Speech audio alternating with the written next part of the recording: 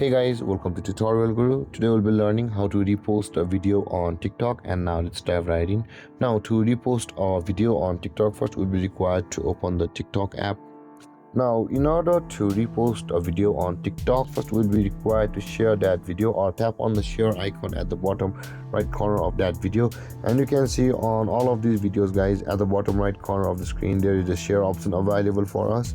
Tap on that share button and you will be able to see the repost button available for us just beside the messenger icon or the add story button. Tap on that repost button, and the moment you tap on OK, that video will be reposted by you on your account. And over here you can see guys the video we had just reposted on TikTok.